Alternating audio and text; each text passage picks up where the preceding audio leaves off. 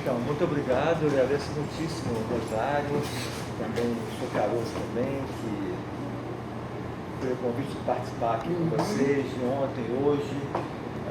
Muito agradecido, muito honrado de estar aqui com vocês hoje. Eu vou falar um pouco hoje, pensar com vocês, assim, tentar pensar com vocês um pouco algumas questões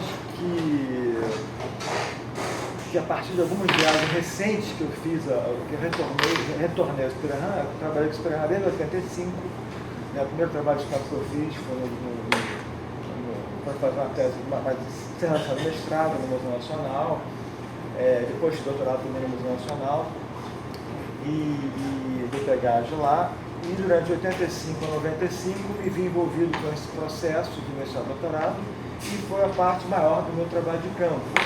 Depois eu retornei algumas vezes até 2000 e pouquinho, e daí me interessei por outros temas, até vim falar ontem sobre antropologia visual, outras coisas que eu fui trabalhando, e fiz outras publicações, outras coisas, mas retomei a partir de 2012, comecei a retomar o Spirahan numa chave mais de acompanhar meus amigos lá, as interlocuções que eu tinha, retornei.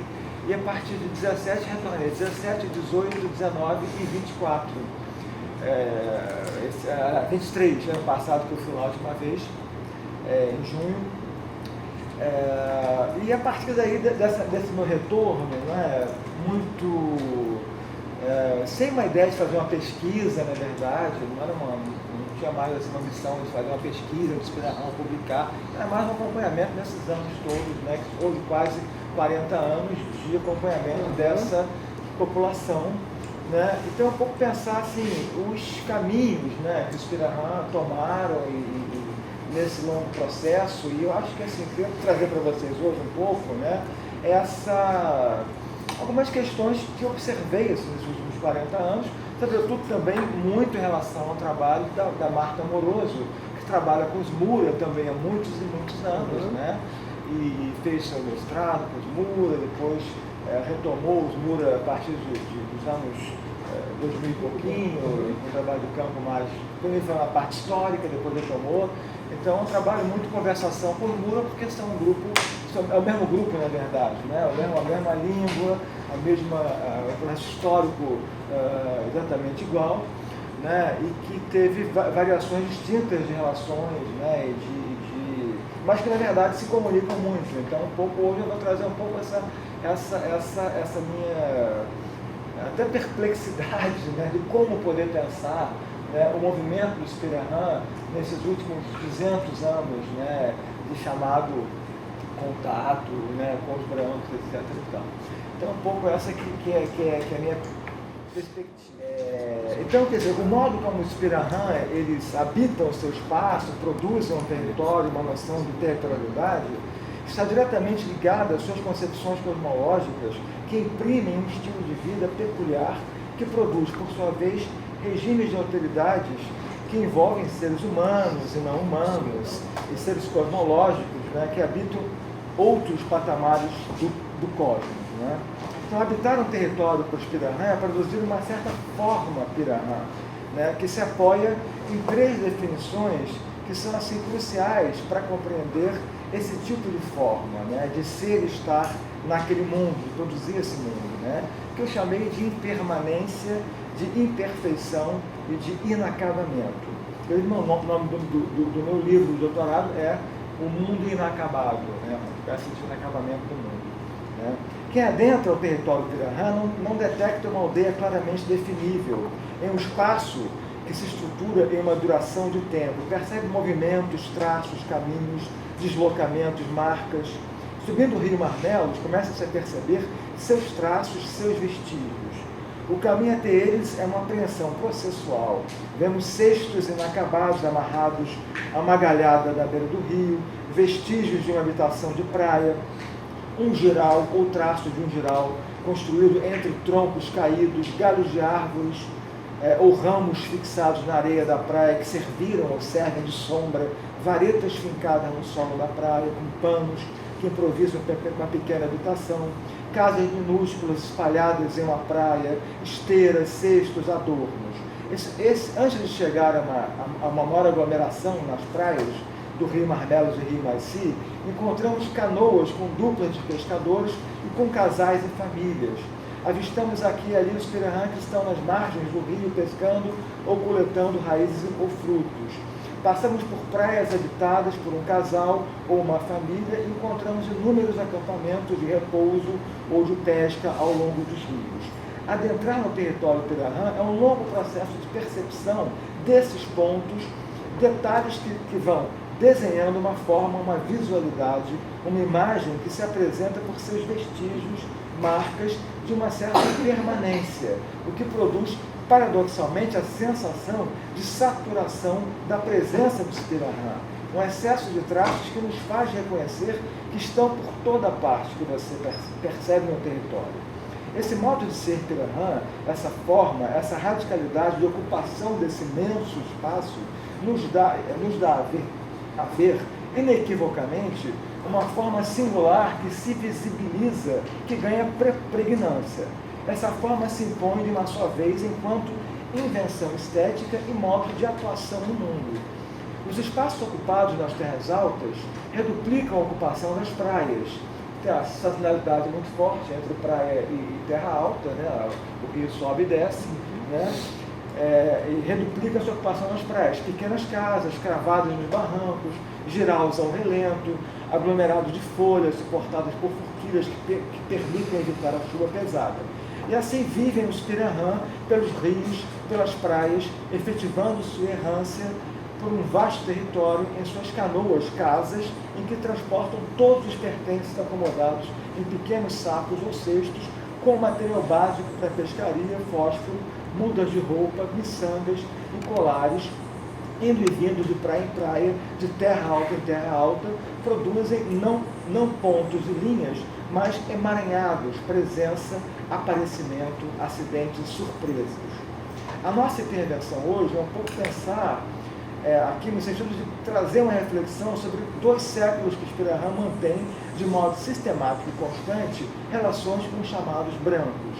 A construção do seu território, do seu tempo e espaço, é uma forma de ser e estar no mundo que enfatiza resistência, alinhamento ou recusa em tomar um caminho persistente de trocas e relações duradouras com os chamados brancos. A filosofia de vida pirahã é o que contribui, me parece, para essa forma pirahã que se cristaliza e se adensa a partir dessas linhas de força, que seriam impermanência, imperfeição e inacabamento, que são modos de operação e construção de uma imagem-tempo, né, que se reflete nesses 2 modos de construir territorialidade pela sazonalidade que se divide em tempo de verão e em tempo de seca. Desde 1985, eu acompanho o povo pirahã em suas formas de estruturar sua vida social nos rios Maici e Marmelos, este último afluente do rio Madeira. Os pirahã são classificados oficialmente pela FUNAI como um povo de recém-contato ou povo isolado e são atendidos hoje pela Frente de Proteção Étnico-Ambiental pirahã, que deixou de ser mais ligado do rio Madeira, eles são ligados por Brasília diretamente, né? Que está encarregada em garantir a autodeterminação dos povos indígenas que desejam o próprio isolamento. Em 2013, um grupo de indígenas pirahã de 50 pessoas decidiram se isolar completamente, voluntariamente, né, para tanto atravessaram essa floresta em direção à região do Ipixuna, invadindo já o território Parantintim. É uma região de madeira toda ocupada por várias, uma população enorme de indígenas, né? E os pirahã estão verdadeiramente circunscritos a esse território aqui. Nessa parte sul passa a Transamazônica, que cruza, não cruza o território pirahã, mas cruza a mediação sul do território, da qual as aldeias começam no rio Maici a umas 3 horas de barco dessa distância da Transamazônica, e depois se adensa até aqui, e aqui é com concentração maior. O meio desse rio aqui tem uma grande cachoeira, que não é habitado por ninguém, porque inclusive houve uma separação entre esses grupos que habitam a parte do Baixo Maici e do Alto Maici, e a parte um pouco do rio Marmelos, que é uma confluência de vários indígenas, Tearim, Jarrói, Torá, Parantintim, que é um grupo que formam áreas contíguas, inclusive. Então, você tem a terra Pirahã aqui, você tem a terra do Mar Bélgico que vem para cá, e a parte para Tietê aqui. Então, é um território muito, muito grande, realmente, acho que são mais de 1 milhão e tantos hectares juntos, né? Os 3 territórios foram demarcados em continuidade, né? E foi demarcado depois, enfim, já nos anos começo dos 90, né? Então, os Pirahã, eles resolveram, né, justamente, esse grupo que se isolou, ele sai daqui, né, esse grupo ele segue pela floresta e vai se instalar nessas cabeceiras do Ipixuna. Né? Oi? Estava pensando, ao contrário, Então ele vai instalar nesse lugar aqui, que era antigo território Taquitintim, dos famosos inimigos dos Pirahã. Ele tem no Museu de Gotemburgo a cabeça dos Pirahã, que foram capturados pelos Taquitintim. Mas os demais Pirahã que não se isolaram, quer dizer, eles na verdade, que habitam Mar Bélgico e Maicília, não se diferem tanto desses que estão lá em cima, né? Em termos culturais, continuam a produzir sua cultura tradicional e a se manter praticamente monolíngues, né? Mas para entender esse modo de ser Pirahã, essa forma Pirahã, comecemos a entender a origem dos Pirahã. Os Pirahã são descendentes dos Mura. A língua, a cultura material, a organização social e a semelhança física não deixam dúvidas quanto à vinculação que tiveram no passado.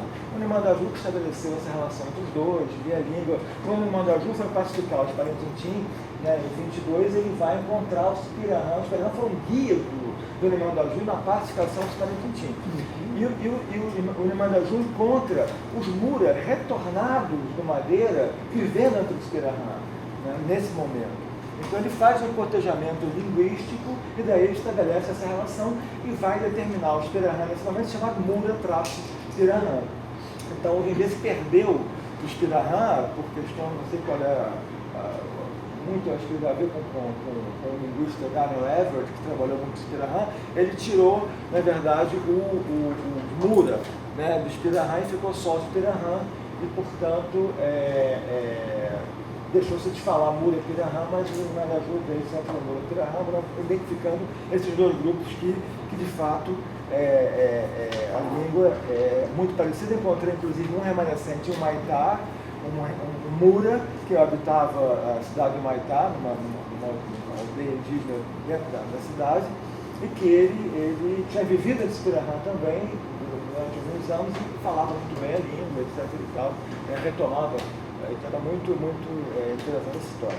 A história Mura remonta ao século XVIII e XIX. Os Pirahã vão surgir somente das crônicas e documentos a partir do final do século XIX, começo desse século.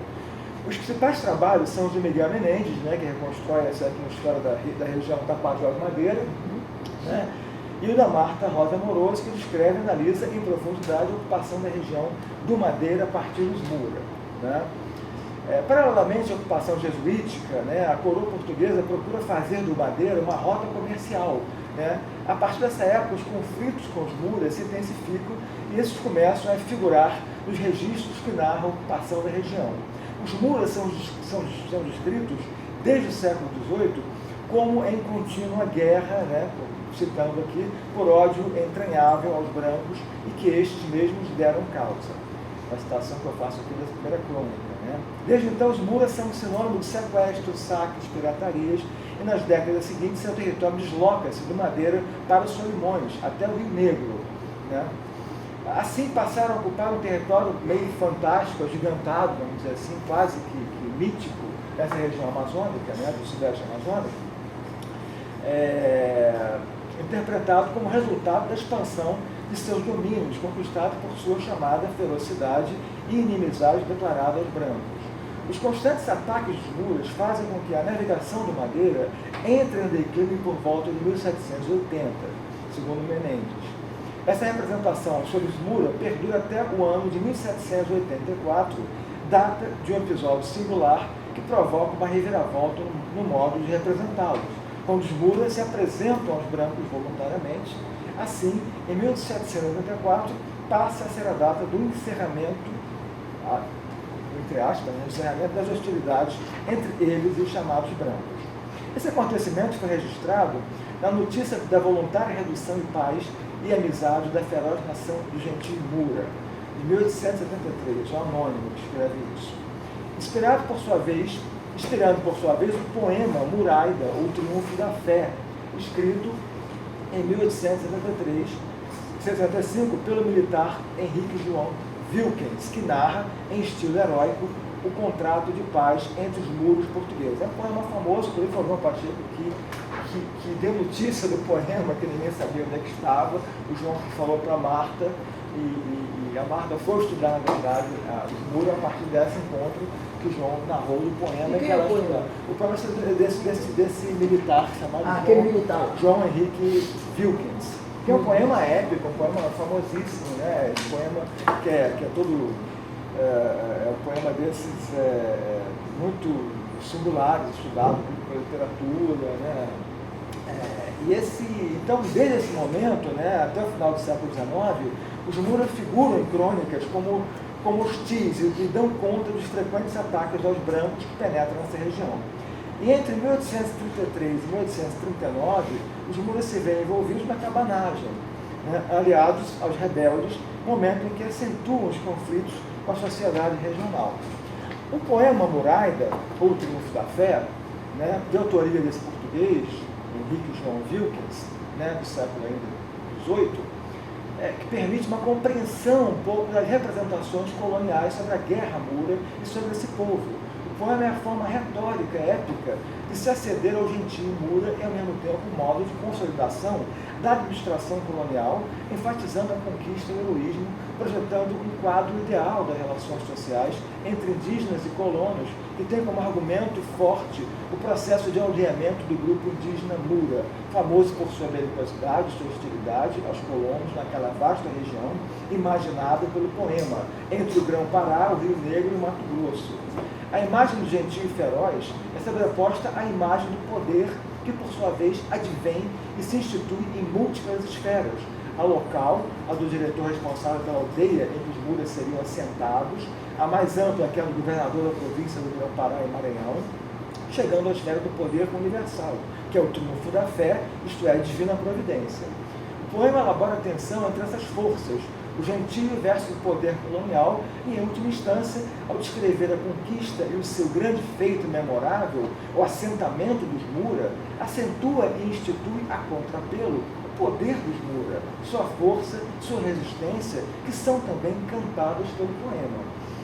A ideia de assentamento, de sedentarização, de conquista, de derrota, convive com as ideias de nomadismo, de um determinado modo de vida, da insistência em habitar uma região, em construir paisagens especificamente Mura. O professor da USP, o João Adolfo Hansen, que é um estudioso de poemas épicos, ele vai dizer que, na verdade, no século XVIII, seu derradeiro ocaso foi a poesia épica, foi o último poema, talvez, que foi construído, né? Esse gênero, né, foi um pouco abandonado, né? E, na verdade, o poema representava esse duplo ocaso também do próprio gentio, né, da própria ideia dos Mura terem se assentados, pacificados, acabados, etc. E tal, né? Então, e o próprio Wilkins, né, o poeta, ele vai em seu poema dar voz ao poder colonial que tenta convencer o gentio Mura das maravilhas da civilização, dos benefícios do assentamento, da sedentarização, e promete aos Mura que eles serão numerosos, terão abundantes colheitas, o comércio vai florescer, as armas serão agora deles, eles serão poderosos, serão felizes eternamente. Mas, ao mesmo tempo, respeitando o poder e a ferocidade Mura, o poeta pede desculpas pelos atos perpetrados pela coroa contra eles. Confessa saber que os Mura têm as ofensas da coroa em suas lembranças, que foram enganados pela coroa, mas que devem pensar que os tempos mudaram e que os homens também mudaram, e que a ofensa, o sangue derramado, lavou. Isto é, a história de hostilidades passou e que de agora em diante os Mura seriam defrontados e deste modo a paz alcançaria, uma paz que o próprio Mura queria, que o rei queria e que ele próprio poeta desejava, como ele diz no começo do seu poema. E que assim, a partir daquele momento, os Mura seriam, diz o poeta, nossos irmãos, filhos da igreja, concidadãos e amigos. A história e a etnologia Mura é justamente o desafio de entender as contradições postas pelos mais de 1000 versos desse poema, que produzem simultaneamente a imagem do Mura sentado e concidadão e do Mura feroz. Ferocidade é essa que representa a contrariedade Mura ao poder colonial, que impele aos Mura insistirem em não se civilizar, não se assentar e seguir seu próprio destino. Neste sentido, o poema Muraida permite compreender a história e a etnologia Mura, cujo sentido reverbera na significação da primeira frase do prólogo do poema, quando Wilkins inicia sua narração, nos diz: o feroz, o indomável e o formidável gentil Mura. 3 adjetivos que emulam significações próprias, e o poema é uma espécie de percurso em que os Mura insistem em se manifestar, em resistir, em se apresentar. Marta Moroso, estudiosa dos muros históricos e dos muros de hoje, habitantes do Rio Madeira, procura em seus estudos dar sentido a esse emaranhado histórico, atualizado no presente, quando reconstrói com os muros atuais uma paisagem social e ecológica que condensa séculos de história e que se atualiza naquele mundo do Rio Madeira. Paisagem que insiste em resistir porque é um modo de ser Mura constituído por sua chamada ferocidade, seu modo de instituir guerras e suas significações, suas relações de consideração, suas ocupações territoriais, seus múltiplos planos, o dos viventes e dos encantados, das relações multiespécies, derivando uma experiência conceitual dos próprios Mura sobre os processos históricos vividos e a construção de sua existência naquele mundo amazônico. O trabalho da Marta Moroso sobre os Mura é uma importante contribuição para a compreensão de uma ocupação territorial amazônica, esse chamado Mura gigantado, que estaria por toda parte, que institui e ocupa de um modo singular um vasto território em que se destaca a mobilidade, as habilidades canoeiras, um padrão de residência em que institui acampamentos nas terras altas e habitações às margens dos rios e lagos do Rio Madeira, o que instaurou, por sua vez, a instituição murificação, instituição fundamental para os embates contemporâneos dos Mura da Amazônia, que, por sua vez, alimentou o terror das autoridades do período colonial, por se tratar de uma instituição que alude a essa plasticidade social dos Mura, a de incorporar os ex-aldeados egressos dos aldeamentos coloniais, assim como os escravos afrodescendentes. Importantes questões que interrogam, de um ponto de vista renovado, as discussões histórico-etnológicas da Amazônia sobre a formação dos coletivos e as significações de sedentarismo, nomadismo, agricultura, coleta, etc. O conceito de paisagem, trabalhado e conceituado pela Marta Moroso, seria um modo de habitar, conceber e praticar a vida coletiva que incorpora as transformações das territorialidades ameríndias, evocando temporalidades múltiplas. Desse modo, as paisagens ameríndias podem ser produzidas desde experiências oníricas, históricas e sociais que instituem uma ocupação do território, mas que, por sua vez, promove a formação de uma cosmopolítica que se transforma em efetiva luta pela terra, juntando os mortos, os vivos e todos os seres e espécies que habitam essa paisagem. Esse é o caso dos Mura contemporâneos e sua luta pela terra. Estamos, portanto, situados numa conceituação de paisagem que expressa uma dimensão xamânica de lugares associados aos mestres e donos das espécies na Amazônia, assim como podemos vislumbrar, a partir de uma paisagem como Marta Moroso a descreve, como uma espécie de coreografia cósmica, responsável por nos dar a ver esse mundo especial de se pensar a territorialidade nessa região da Amazônia. Os Pirahãs são um grupo Mura que, saindo do rio Madeira, se interioriza nos rios Marmelos e Maici a partir do século XVIII.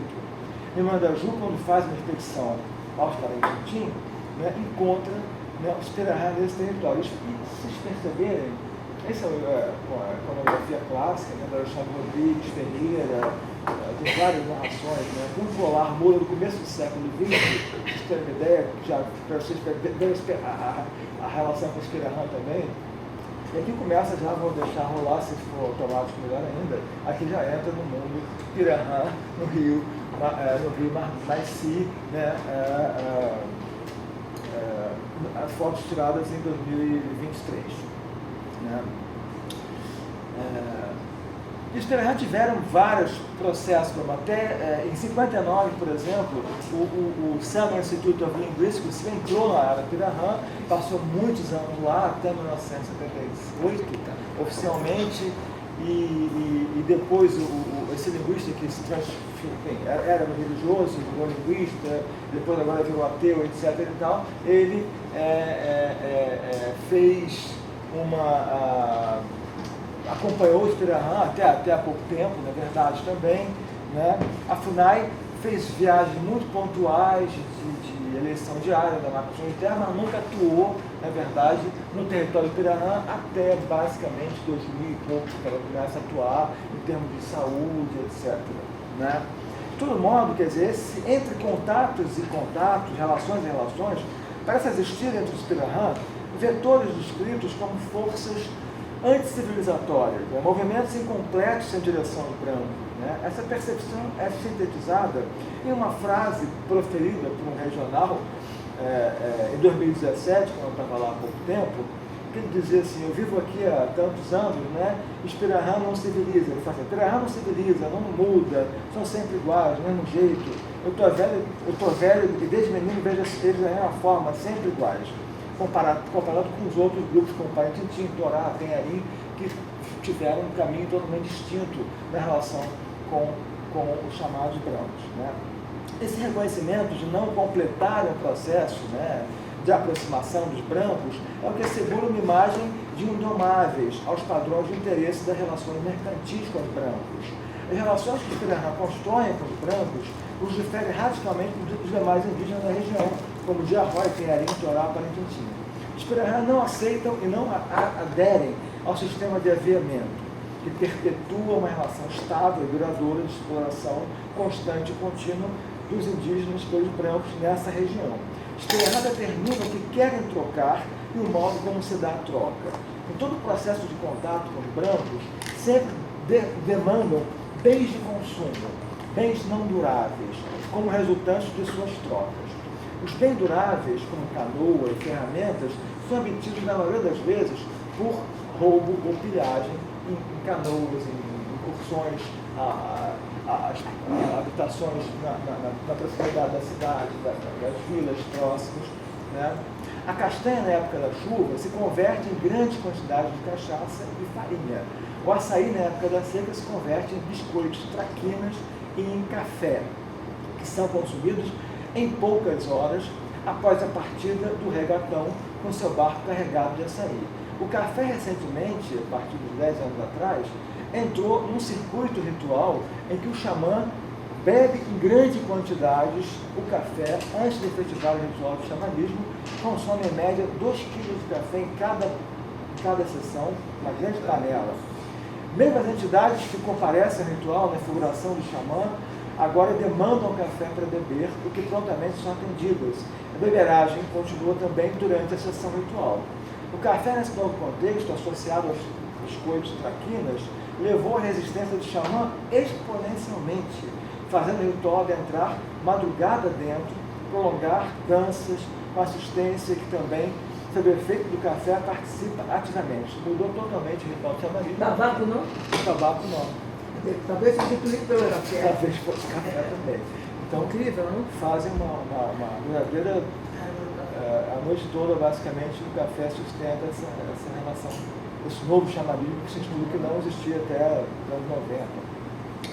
E a cachaça é o bem de consumo mais cobiçado pelos Pirahã, porém ela entra em outra esfera, em outro circuito ritual. Ela substitui o paricá.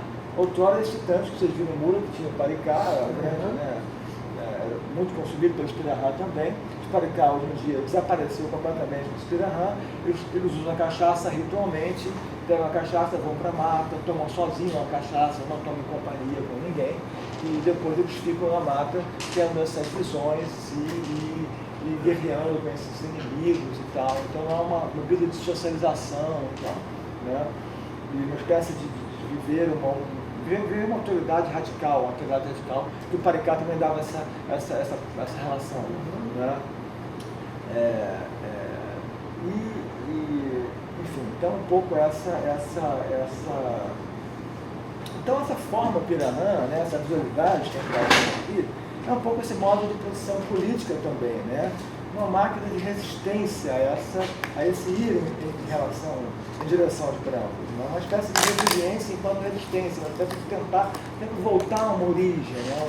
Uma espécie de retomada, assim, deixar ir por alguns caminhos, mas se retorna ou se ressignifica, né?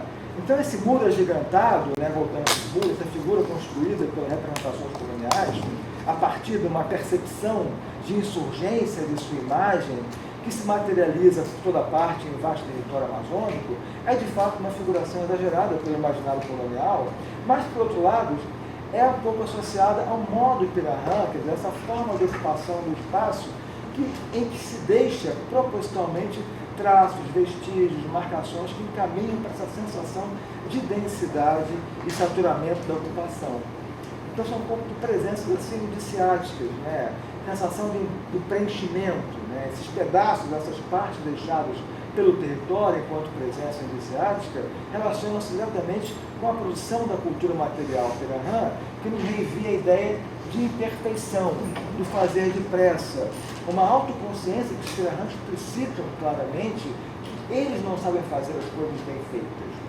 Eles dizem isso o tempo todo. Um dos tópicos preferidos pelos Piranhas é o de comparar o seu modo de ser e o de fazer as coisas aos demais corpos que habitam aquele mundo. Os abaixo, esses seres cosmológicos, e os brancos. Né? A distinção que fazem entre os brancos, eles vão ver vários brancos, né?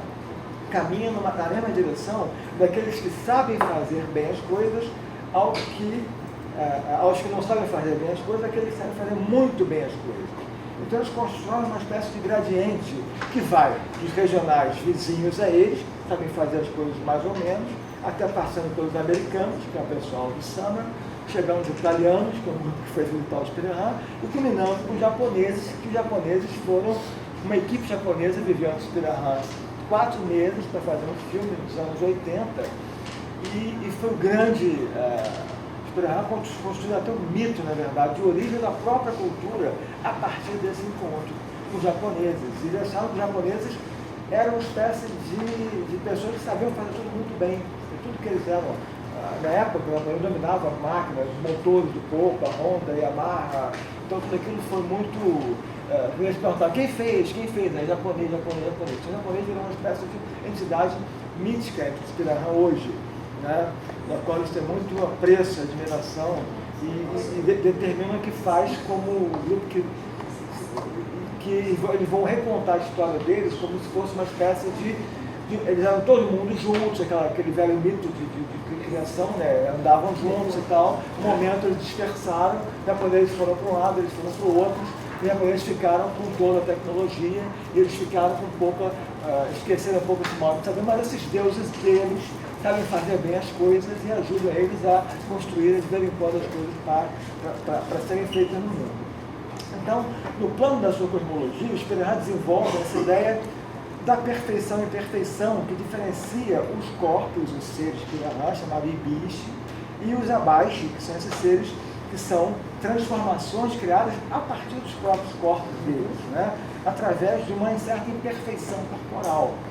Os Piranhas, quando o corpo do Ibishi sofre uma alteração, um machucado, um acidente, aquilo dá origem a esse ser, na verdade. Então, se uma pessoa cai da castanheira, como é um caso real, né, ele dá origem, o braço dele quebrado e tal, ele dá origem a um ser que passa a habitar nesse mundo e que vai frequentar a relação do xamanismo como um ser que é imperfeito. Mas ele é imperfeito, mas ele tem a sabedoria das coisas, ele sabe fazer bem as coisas, né? Ele é imperfeito, ele sabe fazer bem, né? Mas ele tem uma infelicidade que é essa imperfeição que ele adquire na desconstrução do próprio corpo, né? Então tem essa posição grande entre esses seres todos que povoam o mundo, né? Então uma doença, todas as alterações populam esses duplos, né, que vão popular o mundo, né? Então os abaixo, esses seres, são resultado de uma alteração de um bicho específico que sofreu essa interferência, né, que permanece, portanto, essa imperfeição no seu corpo, né? Então esses seres são imortais, né? São infelizes porque lamentam desses defeitos físicos que têm e vêm ao patamar Pirahã durante as sessões rituais de xamanismo, cantando suas canções, né? Os seus lamentos, né? E no fundo, na língua Pirahã, chorar é cantar, né? Uma palavra para duas coisas. No fundo, esse Isai, que é essa linguagem desses seres todos, é o choro deles, na verdade, que é uma música. E os Pirahã choram imitando eles também cantando, na verdade, né? Então, para os Pirahã, esses seres fazem as coisas bem devagar, com isso fazem bem feitas. Né? Todos os mitos deles do mundo, a história do mundo é essa. Os Shabás vão fazer os animais devagarinho, vão fazer as coisas bem feitas, fazem muito devagar, com atenção. Né?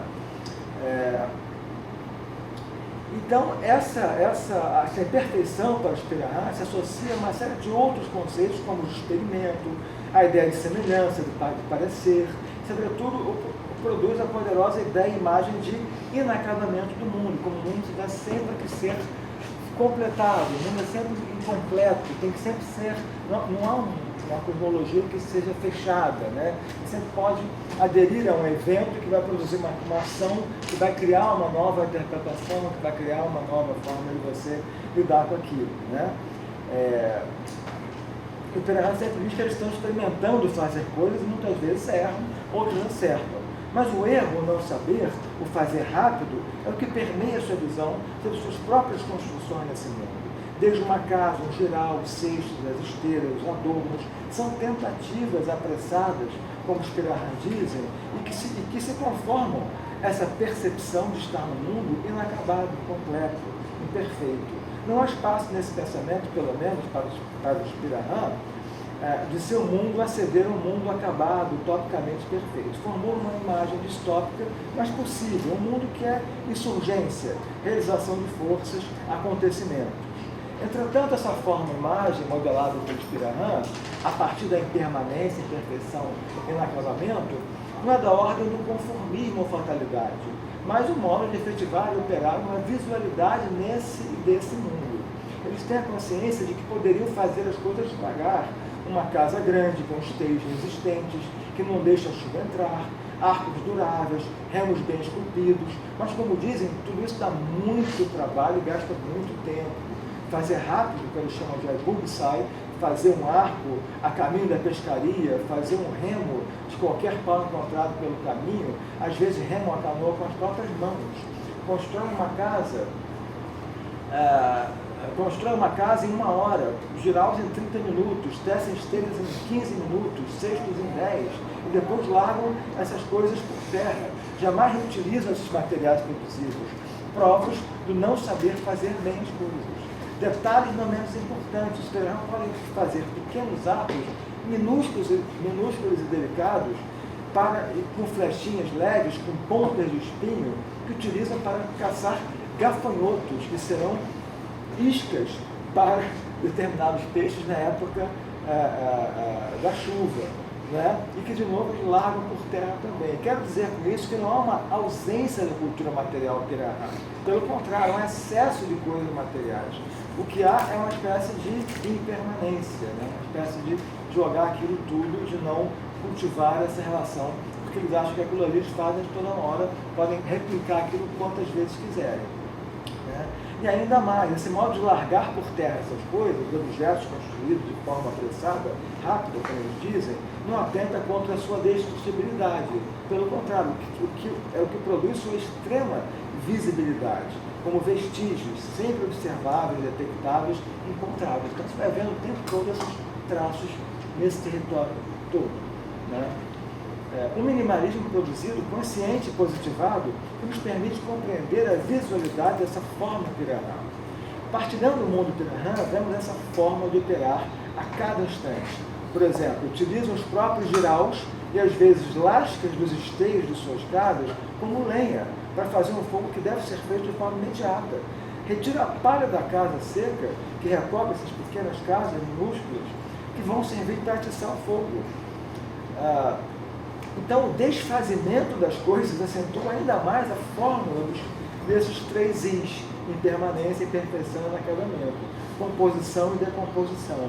Uma cultura organicamente descartável, que se utiliza de sobras de materiais já produzidos na natureza. Os objetos Pirahan são, de outro ponto de vista, como objetos prontos, objetos previamente achados prontos, e com pouco esforço cumprem sua função imediata e depois transformam-se em traços de vestígios. Há em tudo isso uma recusa em fazer bem as coisas, em se parecer com os abaixo, ou com os brancos, ou com os japoneses. Os Pirahan insistem em dizer, não sem ironia, que os Pirahan são assim mesmo, e assim, vivemos assim, fazemos as coisas desse jeito. Evidentemente, por quê? Porque eles são altamente criticados pelos brancos. Quer dizer, toda a crítica dos brancos, quando chegam no território Pirahan, né, chamam eles de mendigos, chamam eles de pessoas que não têm cultura material, não sabem fazer nada, faz direito essa casa, vai ser preguiçoso. Ao discurso, a tônica do encontro dele com esses regatões é essas acusações. Eles Pirahan, ironicamente, falam, a gente é assim mesmo, fazendo desse jeito, a gente só sabe fazer isso e tal, nessa resposta, né? Quase como uma forma assim, aliada. Né? E toda a crônica dos Pirahan, o próprio Irmão da Ju descreve esse alinhamento Pirahan em relação a essa falta de interesse. Isso também se indaga nisso, se indagava, que era muito estranho passar no território Pirahan e eles não pediam nada, não tinham interesse em nada, em terçados, em facas, em panelas, era uma coisa assim um pouco. Eu não entendi por que aquele grupo não tinha essa vontade de se aproximar para obter esses materiais. Né? Ou para obter esses materiais, exigir algumas trocas de produção, de trabalho, etc. E algo que não estavam a fim de se submeter a isso. Né? Então, esse modo de ocupar esse espaço, né, produz essa imagem tempo Pirahan, né? Quer dizer, uma vez que essa forma Pirahan não é apenas uma reflexão sobre o mundo, mas uma intervenção no mundo, né? No sentido de que sua permanente recriação desse mundo. Né? Os atos, os acontecimentos perpetuam essa imagem tempo Pirahan, que esculpem e escrevem essa forma no espaço e tempo, que se repete, né? Enquanto repetição acede a essa imagem, que quase uma virtualidade que se vai reproduzindo. Né? Os atos, os acontecimentos, né, não são simples a soma, né? São pontos sempre reversíveis. Né? Então, assassinatos, conflitos, recusa de relações com os brancos apostam nessa reversibilidade e se empenham para uma construção dessa imagem tempo. Então, eu fiz um estudo um pouco também, desses 40 anos, um pouco antes, de alguns acontecimentos, sempre assassinatos, os Pirahan cometeram em relação aos brancos. Foram praticamente 5 assassinatos que eles fizeram nos últimos 40 anos nessa população regional. O último assassinato culminou em 2017, que eles assassinaram uma mulher. Eles foram de canoa até a proximidade de Auxiliadora, lá no Rio Madeira, uma distância muito considerável, né? E do nada, sem nenhuma espera de ninguém nunca imaginou, o último assassinato foi, sei lá, nos anos 80, né? E eles então invadiram essa casa para matar o regatão, que era o marido dessa senhora, né? E não estava lá e acabaram matando essa senhora.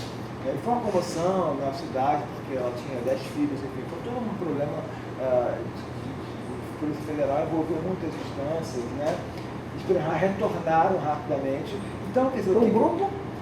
Um pequeno grupo. Então, todas essas mortes são descritas como vinganças, uma genealogia da vingança, sempre revidando algum acontecimento que esses regatões perpetraram contra o meu pai, que já morreu, mas quando eu cresci fui lá e faço esse ato. Geralmente são situações que se configuram quando os Pirahan estão muito próximos. Em 2015, quando eu tive, 2016, quando eu estive lá, eu fiquei muito impressionado que eles estavam chegando praticamente a esse lugar. Eles iam vender, eles mataram um catitu lá, um queixada. Eles pegavam a canoa, iam tentar vender parte para conseguir lá café, não sei o quê. Nessa população, remavam praticamente 2 dias, 3 dias de remada, para vender essa carne. Aquilo nunca tinha visto aquilo antes, eles estavam chegando muito próximo. Então, de repente, rompeu esse conflito e acontece. E aí retornam se isola de novo no alto Maici, esse grupo todo se isola novamente. Então são momentos que quase como esse conflito eclode, como uma espécie de ciclo de novo, de chega a proximidade de novo, eles vão, bum, aí voltam. Pequenos surtos, né? Pequenos surtos que dão, quase como um momento de retomada, de reversibilidade, revertem de novo. Aí, claro, porque eles sabem que vai estar complicado essa relação, os regionais também cortam toda a relação, entram mais no Rio, não tem mais nenhum tipo de contato, como agora demorou quase 4 anos para eles retornarem a comprar algum açaí, alguma coisa, com medo de se virar de novo e tal, não sei o quê, chamaram a FUNAI, etc e tal, já foi várias interferências da Polícia Federal, foi lá e tal. Eles assumiram tudo, não disseram quem foi que matou, evidentemente, mas assumiram coletivamente os ocorridos todos que se passaram, né?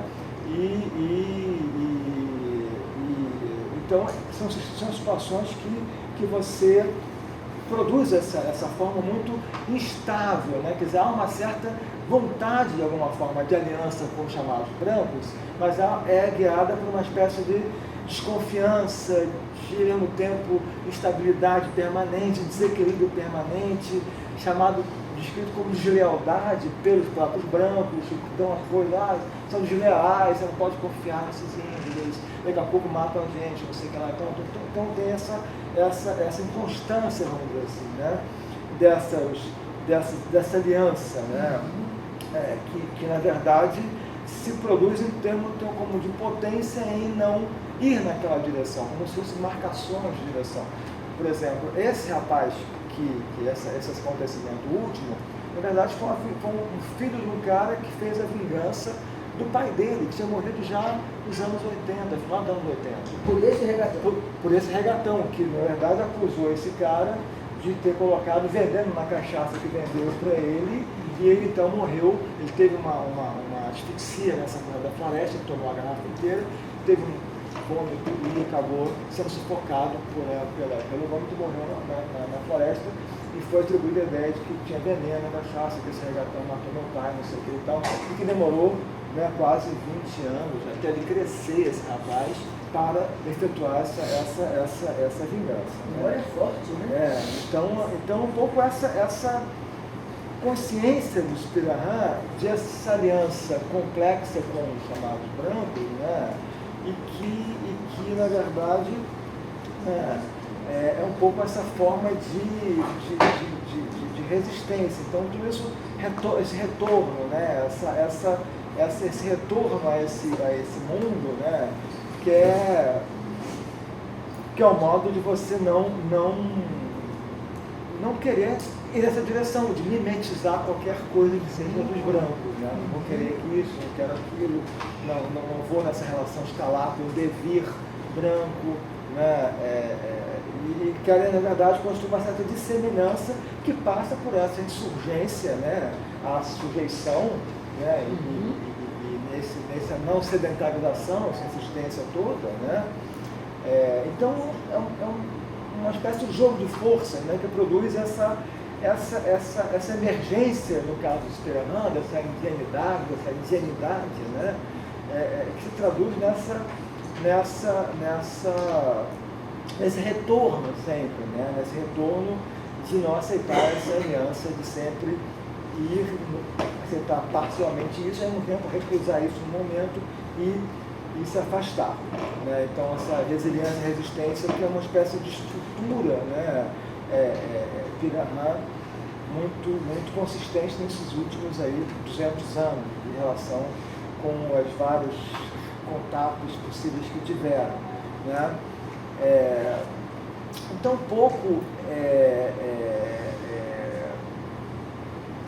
o que a gente pode pensar um pouco é que desde os Mura, aí volta os Mura, quer dizer, você tem esse tipo de estrutura, né? Quer dizer, eu acho que, na verdade, os estudos da Marta hoje, até sobre os Mura, que habitantes de Altar, do lago, Sapucaí e tal, vão nessa direção também, né? Dessa resistência à fixação, ao aspecto nômade. Eles sempre estão buscando se isolar nesses lagos todos do Rio Madeira, pequenas famílias. Então, a própria ideia Mura, quer dizer, o que custou muito eles terem uma terra delimitada é a ideia de aldeamento.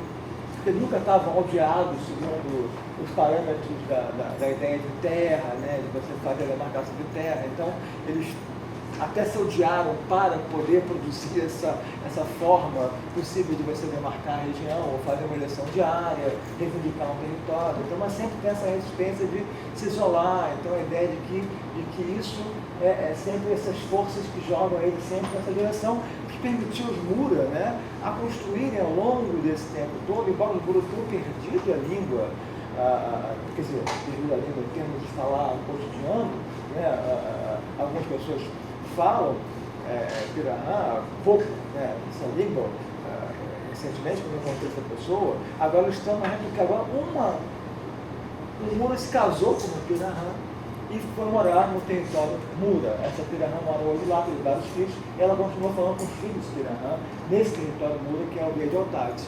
E que é um pouco, então, a partir dessa situação, que eles estão de 20 anos, eles estão retomando essa coisa da língua com muita força hoje, querem aprender, reaprender, etc. Essa família Pirahã está sendo um pouco que está impulsionando esses jovens também, de fazer uma escola Mura, da língua Mura, etc. Né? E que tem essa forma de que por mais que tenha essa chamada redução Mura e tudo, a própria expansão, quer dizer, o Mura ocupa um território que é um território gigantesco, né? De Humaitá até praticamente a Manaus, né, a borda e tal, é um território enorme, pontuado por várias populações aí, né, Mura, né? Então, os Pirahã, na verdade, esse estilo, né, essa forma que me parece que é muito efetiva, isso ajuda a entender essa longa história, né, essa relação com os chamados brancos, a ocupação colonial, imperial e republicana República no Rio Madeira, né, permite então pensar que a própria cosmologia Pirahã, né, foi produzida nessa relação. Né, quer dizer, essa questão da impermanência, esse estilo de vida, acho que foi construído, na verdade, não é uma coisa. Eu até pensei que era. No meu livro, eu achava que era uma coisa absolutamente, né, uma essência daquela cultura. Né? Pirahã, porque eu achava que eu não tinha entendido, né, demorou para eu entender como você chegou nesse Pirahã, é tão forte. Você entra num outro mundo, num outro país, aquela força daquele mundo ali, de língua e aquela coisa toda, e aquele alinhamento. Os Pirahã não sabem o que é governo, o que é FUNAI, o que é Brasil, o que é. Enfim, não se interessam por isso, não tem, né? Então você está naquele universo, aquele universo está intocado, né? Como se fosse uma espécie de essência antes do contato da América, sei lá, coisa assim. Mas na verdade, o que percebe-se essas coisas, eu acho que hoje em dia, juntando com a história Mura, né? Quer dizer, acho que toda essa construção da tecnologia Pirahã, dessas ideias de inacabamento, de imperfeição, de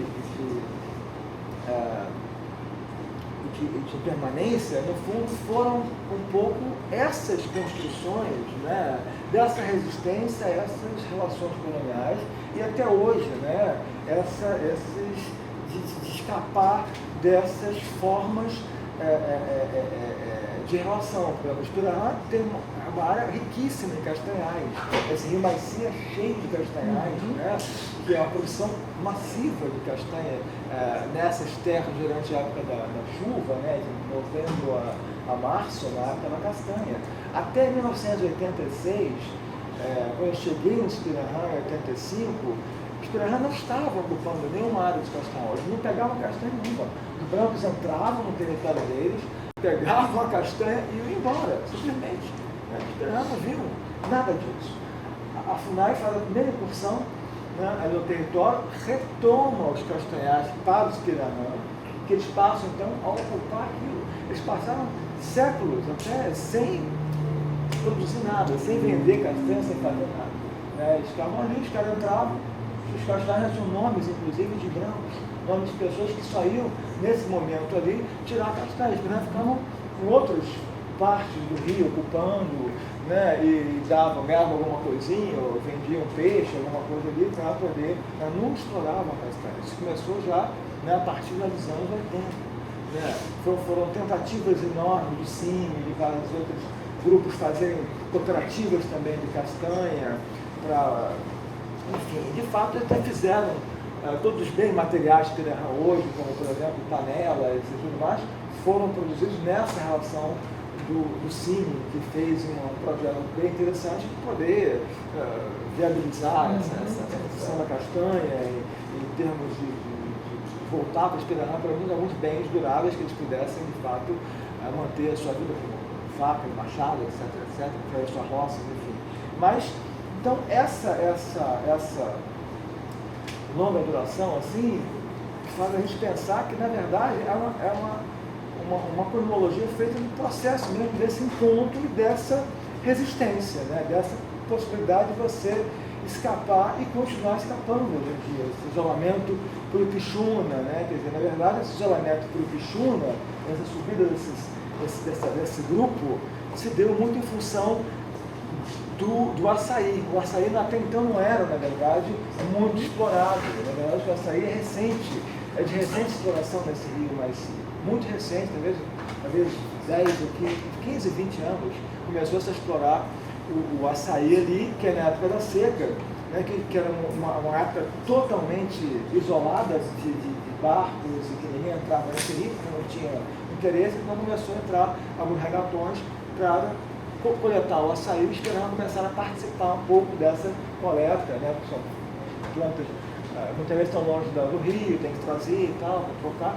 E esse grupo resolveu, se incomodou um pouco com essas coisas, com esses contatos mais expressivos durante a época da seca, né, e resolveu então partir em direção a